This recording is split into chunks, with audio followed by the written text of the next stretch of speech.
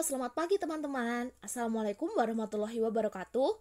Perkenalkan kami dari kelas 2018 U Pendidikan Matematika Universitas Negeri Surabaya. Di sini kami akan menjelaskan mengenai usaha Sacari dalam mempertahankan postulat kesejajaran Euclid untuk pemenuhan tugas sistem geometri yang diampu oleh Profesor Mega dari Pendidikan Matematika. Kami dari kelompok 1 yang beranggotakan Prisma Yuda Noviandika NIM 060, Ramadina NIM 062, Lupita Wulandari NIM 094, dan Akila Firda Istinabila NIM 099. Giovanni Girolamo Saccheri merupakan seorang tokoh matematikawan yang lahir pada tanggal 5 September 1667 dan wafat 25 Oktober 1733. Di mana beliau merupakan seorang tokoh matematikawan yang mengembangkan dan meneliti tentang Euclid Vindicatus, yang mana beliau Giovanni Girolamo Saccheri ini mencoba untuk menguji kebenaran postulat kesejajaran Euclid dengan cara baru, yaitu menunjukkan adanya kontradiksi dari postulat kesejajaran Euclid tersebut. Dan dari penelitian serta pengembangannya, timbullah segi empat Saccheri, yang mana suatu segi empat yang mempunyai dua sisi yang sama dan tegak lurus pada sisi yang ketiga.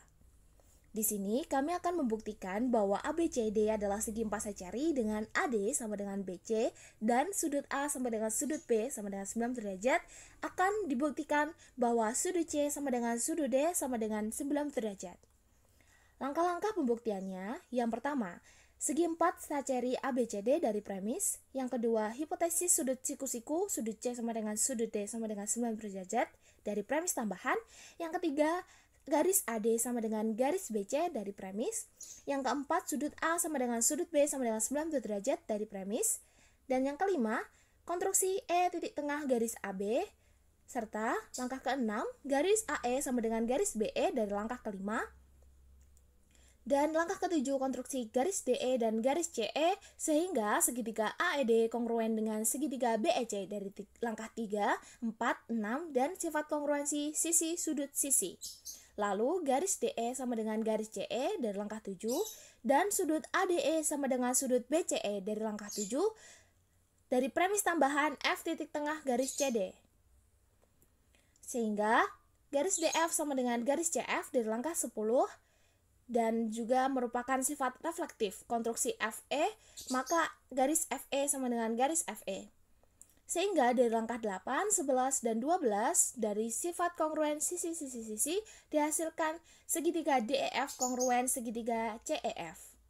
Lalu sudut EDF sama dengan sudut ECF dari langkah 13 dan sudut ADE ditambah sudut EDF sama dengan sudut BCE ditambah sudut ECF dari langkah 9 dan 14. Lalu langkah 16, sudut C sama dengan sudut D dari langkah 15. Dan 17, hipotesis sudut tumpul di mana sudut C sama dengan sudut D lebih dari 90 derajat dari premis tambahan. Dan 18, andaikan sudut C sama dengan sudut D lebih dari 90 derajat, sudut A sama dengan sudut B kurang dari 90 derajat dari langkah 18. Sehingga hal tersebut kontradiksi dengan langkah keempat. Lanjut, hipotesis sudut lancip. Sudut C sama dengan sudut D kurang dari 90 derajat, di mana premis tambahan. Andaikan sudut C sama dengan sudut D kurang dari 90 derajat dari langkah 21, menghasilkan sudut A ditambah sudut B lebih dari 90 derajat, sehingga hal tersebut juga kontradiksi dengan langkah 4. Dan terbukti bahwa sudut C sama dengan sudut D sama dengan 90 derajat dari langkah 20 dan 24. Jika postulat kesejajaran Euclid diasumsikan, maka hipotesis sudut siku-siku benar. Dasar argumen dari Saccheri adalah dengan menunjukkan bahwa hipotesis sudut tumpul dan hipotesis sudut lancip, keduanya menimbulkan suatu kontradiksi, berarti postulat kesejajaran Euclid benar. Di mana yang kita ketahui bahwa Saccheri menunjukkan dari adanya 3 hipotesis, sudut C tambah sudut D sama dengan 90 derajat, sudut C tambah sudut D lebih dari 90 derajat, dan sudut C tambah sudut D kurang dari 90 derajat. Dengan menggunakan serangkaian teorema secara hati-hati, Saccheri mampu membuktikan bahwa hipotesis sudut tumpul menimbulkan suatu kontradiksi. Selanjutnya, dia memperhatikan implikasi dari sudut lancip, diantaranya berupa sejumlah teorema yang tidak biasa atau unusual. Teorema Saccheri Jumlah ukuran ketiga sudut dalam suatu segitiga adalah kurang dari atau sama dengan 180 derajat dalam segitiga ABC, di mana sudut A ditambah sudut B ditambah sudut C kurang dari sama dengan 180 derajat. Lemma 1. Jumlah ukuran dua sudut dalam suatu segitiga kurang dari 180 derajat. Lemma 2. Untuk sebarang segitiga ABC terdapat segitiga A1, B1, C1 yang jumlah ukuran sudutnya sama dengan segitiga ABC, tetapi sudut A1 sama dengan setengah sudut A.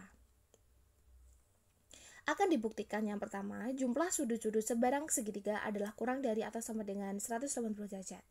Langkah pertama, segitiga ABC dari premis. Langkah kedua, andaikan jumlah sudut segitiga ABC lebih dari 180 derajat dari premis tambahan. Langkah ketiga, sudut A ditambah sudut B ditambah sudut C sama dengan 180 derajat ditambah P dari langkah kedua. Selanjutnya, sudut A1 ditambah sudut B1 ditambah sudut C1 sama dengan 180 derajat ditambah P, di mana sudut A1 sama dengan setengah A. Dari langkah ketiga dan lemma 2, untuk sembarang segitiga ABC terdapat segitiga A1, B1, C1 yang jumlah ukuran sudutnya sama dengan segitiga ABC, tetapi sudut A1 sama dengan setengah sudut A. Langkah kelima, sudut A2 ditambah sudut B2 ditambah sudut C2 sama dengan 180 derajat ditambah P, di mana sudut A2 sama dengan setengah sudut A1 dari langkah 4 dan lemma 2. Serta langkah ke-6, sudut A2 kurang dari sama dengan sudut A1 kurang dari sama dengan sudut A dari langkah 4 dan langkah 5. Lalu, langkah ke-7 ada segitiga AN, BN, CN di mana N lebih dari 0, konstruksi. Dan langkah ke-8, sudut AN ditambah sudut BN ditambah sudut CN sama dengan 180 derajat ditambah P, di mana sudut AN sama dengan setengah sudut A dari langkah 7 dan lemma 2.